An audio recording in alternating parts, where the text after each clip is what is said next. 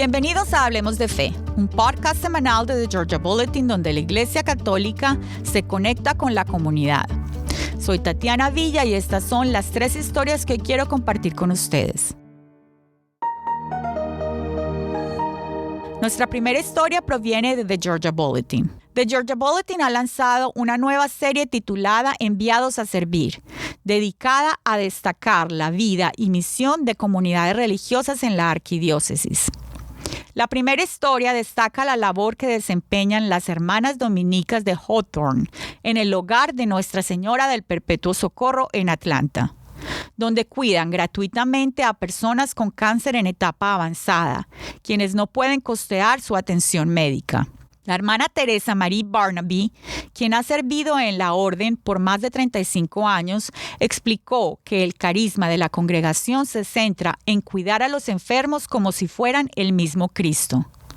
Esta comunidad fue fundada en 1900 por Rose Hawthorne Lathrop, quien dedicó su vida al cuidado de personas con enfermedades graves tras presenciar el sufrimiento de los más pobres.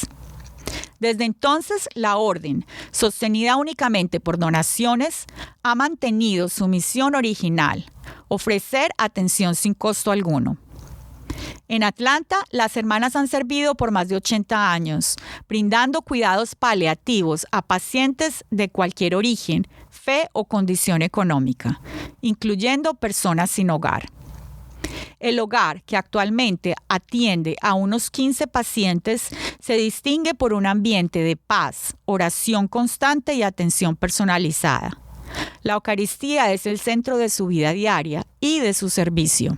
El padre Paul Burke, quien ha colaborado con la comunidad, destacó que nadie muere solo ni con miedo en este lugar, subrayando el impacto espiritual de su labor. Las hermanas afirman que su misión no es convertir, sino mostrar el amor de Dios a través del cuidado, acompañando a cada persona con dignidad hasta el final de su vida.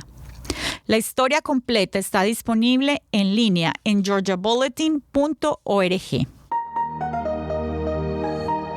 Nuestra segunda historia proviene de National Catholic Reporter, un reciente análisis del Center for Applied Research in the Apostolate, Centro de Investigación Aplicada en el Apostolado, CARA por sus siglas en inglés, revela tendencias importantes sobre los católicos en los Estados Unidos, especialmente entre las generaciones más jóvenes. El estudio, presentado por el investigador Mark Ray, indica que los adultos católicos más jóvenes tienen mayor posibilidad de ser hispanos o latinos, representando aproximadamente el 40% de la generación Z.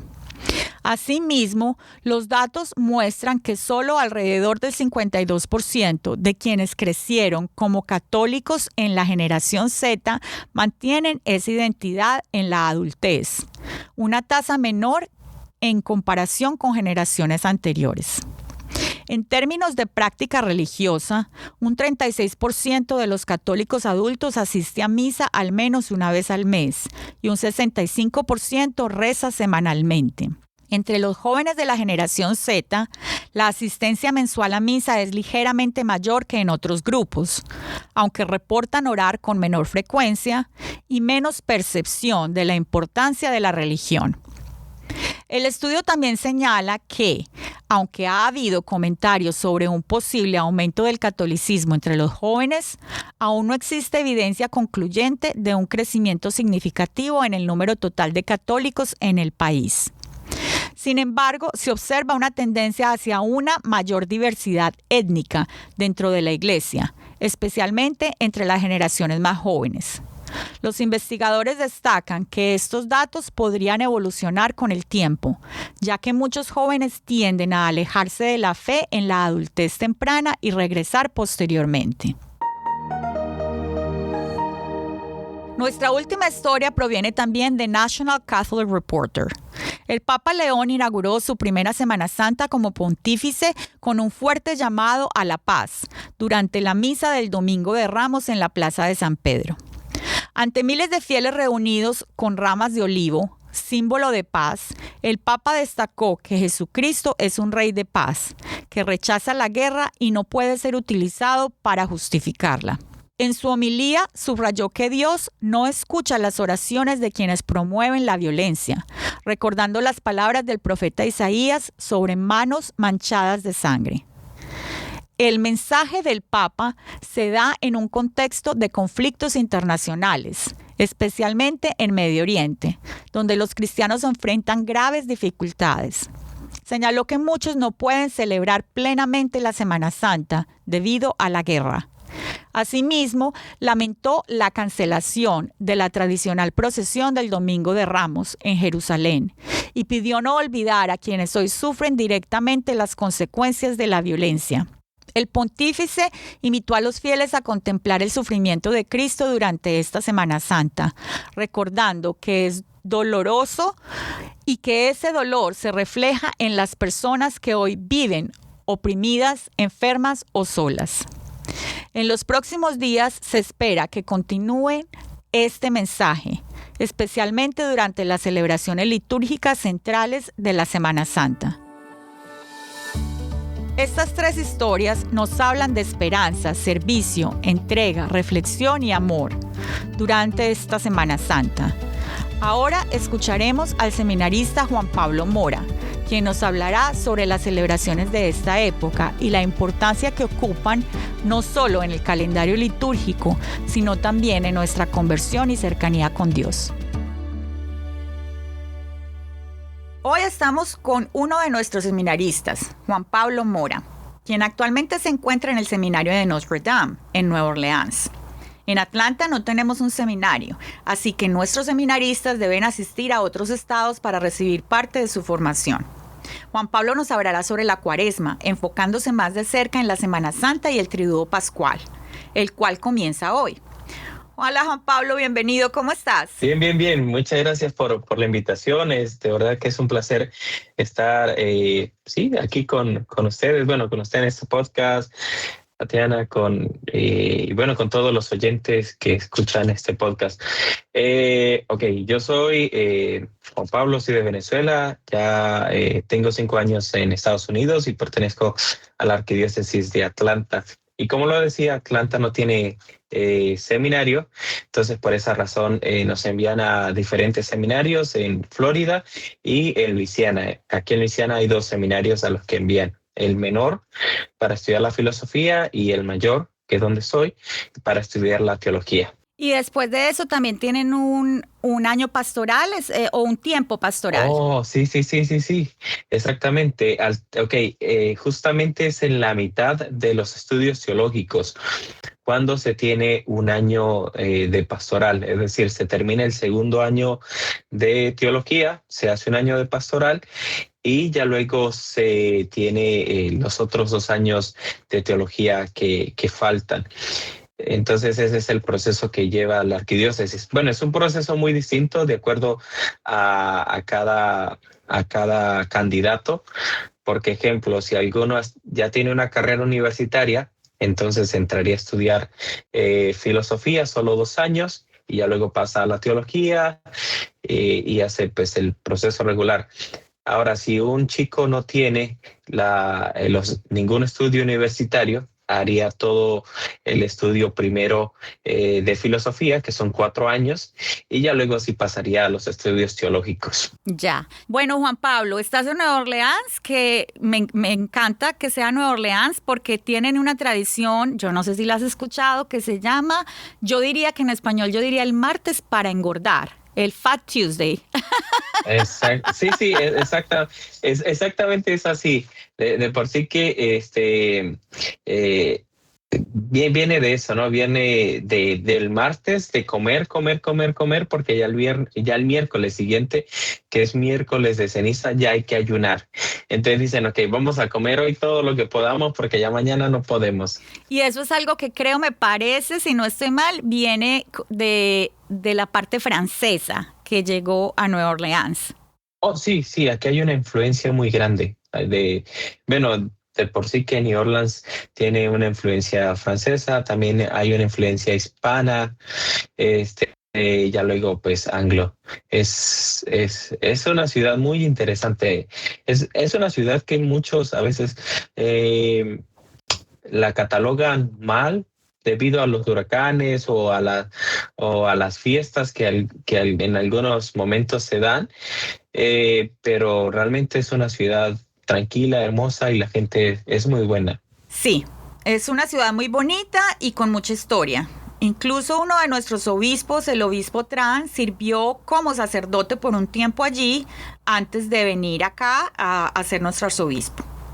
Bueno, Juan Pablo, entonces volviendo a esta tradición del martes para engordar o martes gordo, he escuchado también que como muchas otras fechas, esto hace parte del integrar otros pueblos al catolicismo, tomando sus celebraciones e incluyendo las nuestras. Lo importante aquí es no perdernos en el exceso de ese día y recordar el verdadero significado del tiempo litúrgico que comienza con el miércoles de ceniza. Hablemos entonces un poquito del significado del miércoles de ceniza. Sí, bueno, hay algo bien interesante al hablar del miércoles de ceniza, y es que nuestra fe viene de la religión judía. Es decir, venimos de allí. Es decir, que ya luego nos separamos cuando Cristo vino y bueno, cuando ellos no aceptaron el mensaje del Evangelio. Y bueno, tenemos que la ceniza era un símbolo, bueno, sigue siendo para nosotros, pero en aquel momento era un símbolo de arrepentimiento. Si alguien se arrepentía, si alguien quería pedir perdón, pues se vestía de sayal y se cubría de ceniza. Entonces, para nosotros los católicos ha sido una de las cosas que seguimos haciendo sí, con un sentido muy de penitencial, es decir, de reconocer que necesitamos conversión. Entonces, el miércoles de ceniza, ya lo decía, ¿no? Que viene de una costumbre judía, pero que se ha quedado en nosotros como ese signo que nos llama a la conversión. Además que hay algo que el sacerdote o el ministro o el laico que coloca la ceniza dice: en polvo eres y en polvo te vas a convertir. Entonces, vemos como este otro significado. No simplemente algo que nos llama a la conversión, sino algo que nos recuerda nuestro origen, es decir, fuimos creados de la tierra y bueno, y Dios en su infinito amor y misericordia, pues nos ha devuelto a la vida, no nos ha traído a la vida. Entonces, sí, podemos decir como esa doble, ¿no? Ese doble significado, primero de conversión, pero segundo como un recordatorio. Venimos de la tierra, ¿no? Y esa importancia de esa abstinencia y de ese ayuno es realmente encontrar a Cristo, acercarnos a Cristo en ese proceso de esos 40 días. Sí, diría, agregando a lo que se está diciendo, volver la mirada a Dios, y volviendo la mirada a Dios, recordar nuestra identidad de hijos de Dios y ya descubrir que hemos sido hechos para amar, para ser libres y no para estar esclavizados en tantos vicios, ¿no? Entonces, y definitivamente hay algo bien interesante, y es que todas estas cosas que en un primer momento las vemos como sacrificios, como algo que me cuesta, pues vienen a traer ya luego gracia que Dios derrama a través de este desprendimiento de decir, ok, hoy no voy a utilizar mi teléfono, pero entonces ya luego utilizo ese día entero para ver a los que amo, para estar más pendiente, para leer, para hacer algo que pueda producirme un bien mayor. Entonces usted comentaba hace un ratico, perder peso. Ok, eso puede venir y está genial. Pero la intención es, me gustaba como le decía, no es perder peso. La intención es que yo dejo de comer, es decir, algo que me gusta para decirle a mi cuerpo, para entender de que debo renunciar muchas veces a aquello que es placentero por un bien mayor. Sí, bueno, nosotros en Colombia teníamos muchas tradiciones, el jueves santo, el viernes santo, el sábado y el domingo. Cada día tiene un significado especial. Cuéntame brevemente de pronto cuál es el significado de cada uno de esos días de la Semana Santa. Oh, wow. Ya. Es bien interesante. Ok, antes de ir a eso, quisiera agregar algo más, y Ujú. es que con el miércoles de ceniza se inicia la cuaresma, que son los 40 días en los que recordamos los 40 días que Jesús pasó en el desierto, recordamos los 40 años que pasó el pueblo de Israel caminando por el desierto, es decir, hay un significado bien hermoso en esto, en el número 40.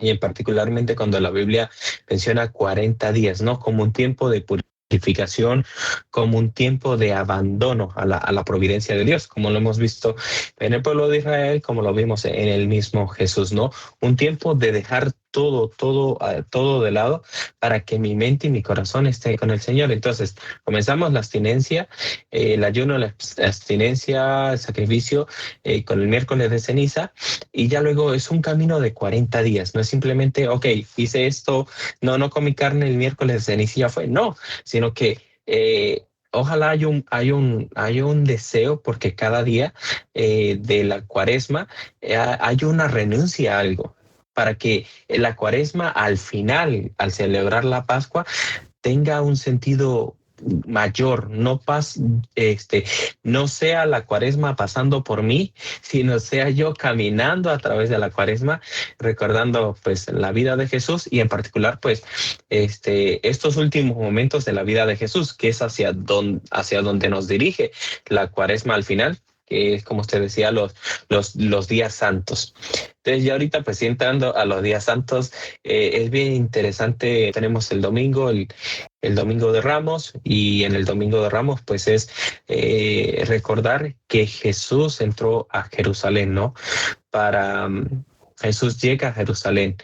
Entonces celebramos todo esto cuando lo reconocen hijo de Dios. El lunes santo y el martes santo, la iglesia recuerda cuando Jesús maldice la higuera, y cuando Jesús entra al templo y derriba Las todas estas imágenes. tiendas, sí, todas estas tiendas que tenían a las afueras, bueno, dentro del templo, pues porque era un lugar muy grande, y las destruye. Primero, ¿por qué maldice la higuera? Porque se dice que la higuera fue el árbol que comió Adán y Eva sí, en el libro del Génesis. Entonces, al maldecir la higuera, era decir, nadie más va a volver a comer de tu fruto, pero no el higo como tal, sino lo que significaba el pecado. Entonces, y bueno, nos cuenta el Evangelio que al día siguiente pasaron y la higuera estaba seca. Es decir, y muchos la asocian también con la ley antigua, es decir, con la ley del Antiguo Testamento, la ley mosaica, que es decir, que ya no tenía parte en la historia de la salvación, en esta nueva alianza que el Señor iba a instituir a través de su sacrificio en la cruz. Ya luego, el martes, cuando Jesús pues limpia el templo, es porque Él está dando a entender de que Él es el nuevo templo. Él es el nuevo templo, y Él es el nuevo sacerdocio, o el nuevo sacerdote o estilo de sacerdocio. Y ahí está tratando, sí, de que la casa del Señor pues sea casa de oración, como lo dice el Evangelio. Ya luego tenemos el miércoles santo. Por cierto, aquí estamos hablando a muy general, ¿no? Porque Claro, si claro. entramos más a detalle, se nos iría mucho más tiempo. Pero ya luego tenemos el miércoles, que aquí en inglés se dice Spy Wednesday, que vendría siendo el miércoles del espía, y es cuando se dice que Judas Iscariote fue a hablar con los sacerdotes, y vendió a Jesús por la suma de 30 monedas de plata. Ya luego, entonces ya tenemos el jueves santo, entonces, hace rato decía que lo que es lunes, martes y miércoles, no hay como no hay como una memoria exacta o litúrgica que diga, ok, hoy vamos a recordar que Jesús fue vendido por Judas. No, no lo hay. Es decir, se puede leer en el Evangelio, pero lo que sí vamos a ver en esta segunda parte del Triduo Pascual o de la Semana Santa, entonces, es que en la primera parte de la Semana Santa son días regulares donde vamos recordando los últimos momentos de Jesús, pero en la segunda parte de la Semana Santa, en particular con el Triduo Pascual que se celebra en esta segunda parte, vamos a conmemorar los grandes misterios de la fe que nosotros como católicos seguimos celebrando. Entonces tenemos el Jueves Santo, que es uno de los días por excelencia. Es decir, cada uno de los días del Tríodo Pascual son grandísimos, porque es una celebración ininterrumpida desde el Jueves Santo hasta el Sábado Santo por la noche con la vigilia, que es la resurrección, conmemorando la pasión, muerte y resurrección del Señor. Es una celebración ininterrumpida. ¿Que nos vamos a la casa y dormimos? Sí. ¿Que se celebra una sola hora? Sí.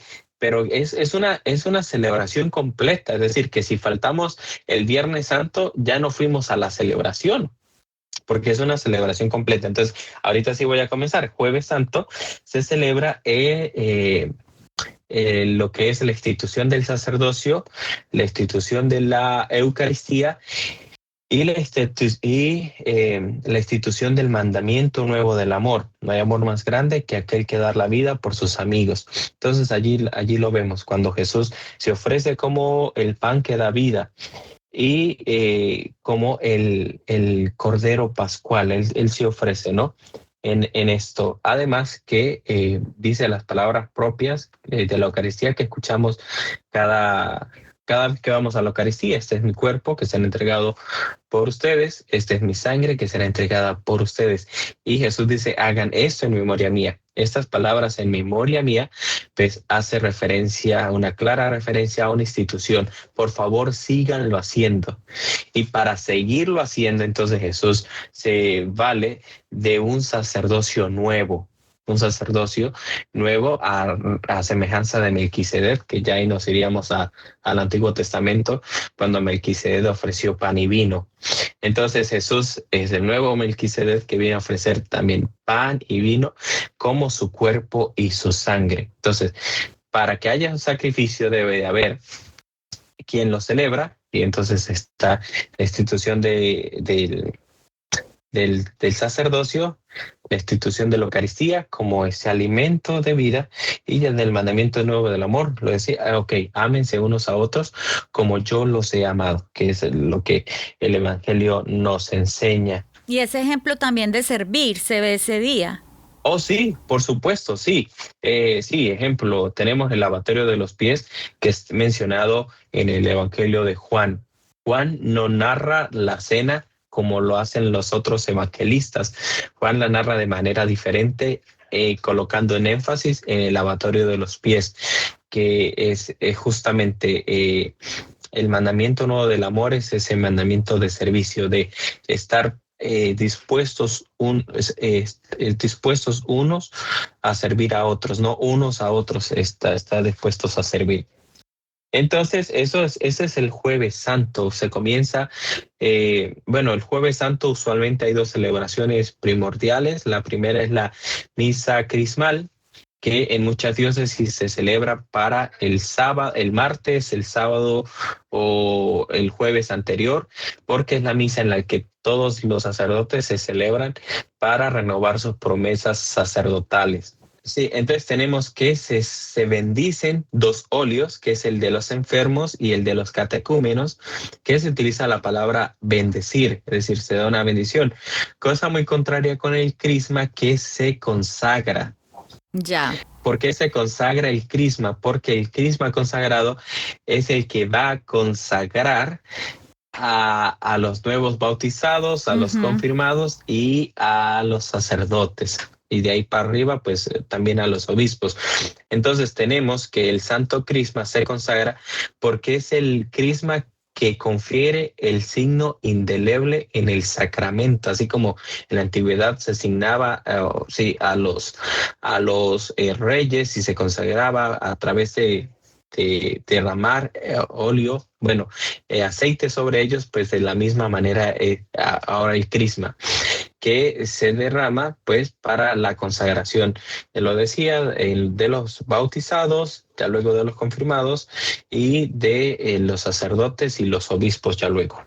Entonces se consagra, es la palabra que se maneja, porque no es simplemente, ok, yo bendigo este óleo, es decir, como algo sencillo que puede decir el obispo, ¿no? Sino que es el obispo reunido con todos los sacerdotes en comunión, quienes hacen la oración de consagración del crisma. Ya. Okay. Y solo el Jueves Santo, o el día que el obispo considere prudente, ya lo decía, algunas diócesis lo hacen miércoles o el martes santo o el lunes o el sábado anterior o el jueves anterior.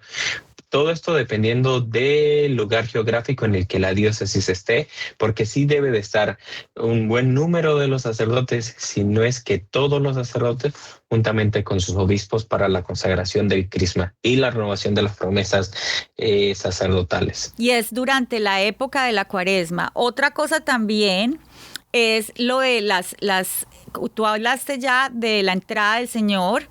Las palmas también se utilizan para el miércoles de ceniza. No sé si todavía, pero se supone que las palmas se queman y eso es lo que hace la ceniza que se pone uno en la frente. Oh, sí. Las cenizas vienen de las palmas bendecidas el domingo de Ramos del año anterior. Sí. Ok. Continuando con el Jueves Santo, que hablábamos de la misa crismal, ya luego tenemos la misa de la pasión, la misa de la Cena del Señor, que es el Jueves Santo por la tarde. Lo mencionábamos, Juan hace algo hermoso, que es dar en énfasis al lavatorio de los pies y a la institución del mandamiento nuevo del amor, mientras que los otros evangelistas ponen su atención en la institución del sacerdocio y de la Eucaristía. Entonces aquí tenemos la última cena. Jesús es la nueva Pascua, es el nuevo Cordero Pascual. ¿Cómo comenzó esta Pascua? Pues muchísimo tiempo atrás, años atrás, con Moisés y el pueblo de Israel cuando escaparon de Egipto. Entonces, celebrar esta Pascua con Jesús era hacer una nueva alianza, donde Jesús ya no iba a liberar al pueblo simplemente de una locación geográfica, sino que iba a liberar al pueblo de la esclavitud del pecado y de la muerte. Entonces, es este plan de Dios definitivo hacia su pueblo. Entonces tenemos eso, Jesús es el nuevo Cordero Pascual. Y pues ahí pues ellos cantaron himnos y bueno, ya luego se van al jardín de Getsemaní. Pero bueno, entonces tenemos que ya luego se hace la adoración toda la noche, del Santísimo Sacramento, acompañando a Jesús en esos momentos en los que estaba en los que estaba en su agonía, ¿no? Y en los que ya luego fue arrestado. Ya luego tenemos el Viernes Santo, que pues lo sabemos, es el día en que Jesús murió en la cruz, hacia las 3 de la tarde. Se hace una celebración, es el único día en el año en el que no hay misa. Es el único día en el año en el que en ninguna parte del mundo se celebra la Eucaristía. ¿Por qué razón? Porque Jesús está muriendo en la cruz. Entonces, este Viernes Santo celebramos la crucifixión y muerte del Señor, y para esto está la celebración de la Pasión del Señor a las 3 de la tarde. Dependiendo de la parroquia, esto va a variar de hora, porque se busca que el pueblo pueda celebrar este segundo acontecimiento del Triduo Pascual. En muchas parroquias se celebra usualmente el Via Crucis, o se Exacto. realiza el Via Crucis. Ujú. Entonces es caminar con Jesús hacia la cruz. Sudar con Entonces sí, sí. él, Ajá. sentir ese dolor, de pronto llevar esas figuras pesadas sobre los hombros. Entonces es de pronto compartir ese sufrimiento, ¿no? Sí, Físico. sí, son muchas manifestaciones de devoción popular que nos ayudan a comprender lo que fue en ese momento, eh, Su padecer, su todo lo pasión. que hizo Jesús, sí, el padecimiento de Jesús, sí. Ujú. Entonces, aquí hay muchísimas cosas interesantes, pero una de las cosas que pudiese decir es que el Cordero Pascual eh, eh, se, se mataba a las 3 de la tarde y se crucificaba para drenar toda la sangre, porque el pueblo judío no, bueno, ellos no pueden comer nada que contenga sangre. Entonces, entonces Jesús muere a las 3 de la tarde y es crucificado como una, sí, como un recordatorio o como una enseñanza de que Él es el nuevo Cordero Pascual, que yo lo había mencionado cuando hablaba del Jueves Santo y el que se da como alimento de vida. Y ya luego tenemos el Sábado Santo, que Jesús descansa, así como en la creación, al séptimo día Dios descansó, Jesús descansa el sábado, pero hay algo bien interesante. El Sábado Santo usualmente es un sábado de silencio, donde esperamos la manifestación gloriosa de la resurrección del Señor. Entonces suele ser un día tranquilo. Usualmente en las mañanas en muchas parroquias se celebran los dolores de María o se meditan los dolores de María, que por cierto, no mencioné que el Viernes Santo, además de los Vía Crucis que se celebran, o si bien sea vivenciales o rezados, también se tiene la predicación de las 7 palabras y ya luego, pues, esto sí yo lo había dicho, la celebración de la Pasión del Señor, que está unida al Triduo Pascual. Y la ceremonia de la luz, entonces ya vendría siendo el Sábado Santo, cuando se bendice el fuego y se bendice el fuego y se bendice el cirio pascual, ¿no? Cristo, que es la luz.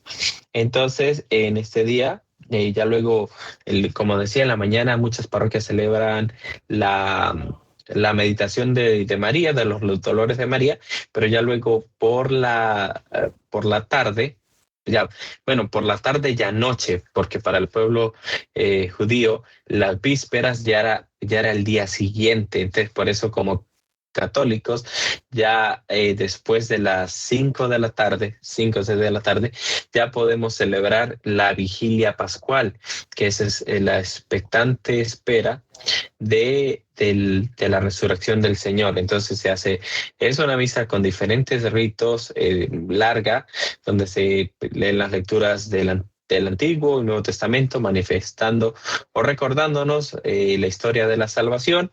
Ya luego se tiene la bendición, primero la bendición del fuego, ya luego la liturgia de la palabra, ya luego la liturgia bautismal para los que van a ser bautizados o van a ser confirmados, o para renovar las promesas bautismales, todos los que ya somos bautizados, y ya luego la liturgia eucarística, que es parte de la celebración usual de la Eucaristía, donde se consagra el vino y el pan en el cuerpo y la sangre del Señor, y podemos pues comulgar el alimento que da vida eterna. Y ya luego, pues el domingo en la mañana, domingo de Pascua, pues celebramos de manera plena la resurrección del Señor. Es decir, en la vigilia pascual cantamos ha resucitado, pero ya el domingo es cuando decimos verdaderamente ha resucitado el Señor. Entonces hemos dicho unas cositas, pero realmente es muchísimo porque es celebrar el misterio de la fe, es celebrar el misterio de la fe y saber que Y en estos 3 días, por cierto, el sábado santo la liturgia de la vigilia pascual está unida a esta que ya les había mencionado, del jueves santo, viernes santo y sábado. Es una sola vigilia, una sola Eucaristía, una sola liturgia que se celebra en 3 días en diferentes momentos. Y el domingo pues ya es la misa de la resurrección del Señor, porque en esta celebración, en esta semana, en este tiempo, si metemos también el miércoles de ceniza hasta llegar al domingo de resurrección, celebramos los misterios que nos dieron la salvación.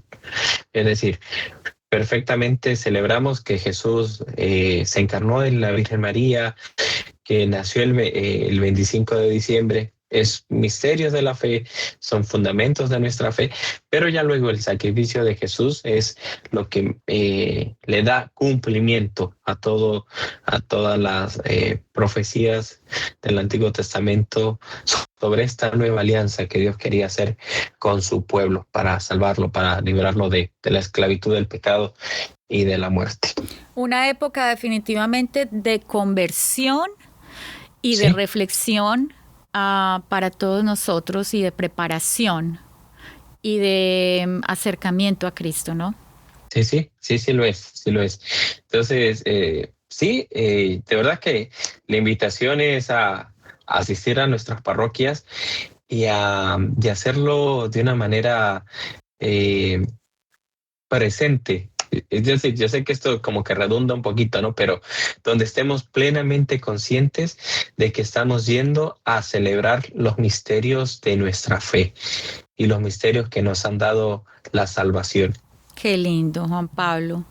No sé si tengas algo más que añadir, pero me encantó toda esta explicación. Espero que nuestros oyentes también hayan recibido nuevos conceptos, hayan aprendido cosas nuevas y pues pongan su granito de arena para vivir esta Semana Santa como lo que es, ¿no? Una oportunidad para acercarse a Dios. Esto es como una mesa que está llena de comida. La mesa está servida, solo que nos acerquemos a comer. Entonces, todo está dispuesto para que vivamos este tiempo, pues es la invitación que nos hace el Señor a realmente ir, ¿no?, a su encuentro, volver la mirada hacia Él, como lo decíamos al inicio, y que Él sea definitiva el alimento que nos dé vida, ¿no? Que nosotros lo recibamos a Él. Juan Pablo, muchísimas gracias, muchas bendiciones. Esperamos tenerte por aquí pronto sirviendo al pueblo de Atlanta. Muchas gracias. Sí, muchísimas gracias. Durante la vigilia pascual, el sábado santo, nuestra iglesia recibirá a 3,442 personas. El año pasado ingresaron 2,110. Esta es una gran alegría y un gran reto. La Pascua es el día más feliz del calendario cristiano, ya que celebramos la resurrección de nuestro Señor. Los 50 días que van del domingo de resurrección hasta el domingo de Pentecostés son una gran fiesta de alegría y júbilo. Mi deseo es que vivan estos días santos a plenitud y que profundicen su relación con Dios a través de ellos para que puedan gozar de su resurrección y de nuestra salvación. Esto concluye nuestro episodio de hoy. El periódico está disponible en georgiabulletin.org. No se olviden de darle clic a la campanita para recibir alertas, suscribirse a nuestro canal de WhatsApp y a nuestro boletín electrónico, escucharnos y darnos like en YouTube y compartir nuestros episodios. ¡Hasta la próxima!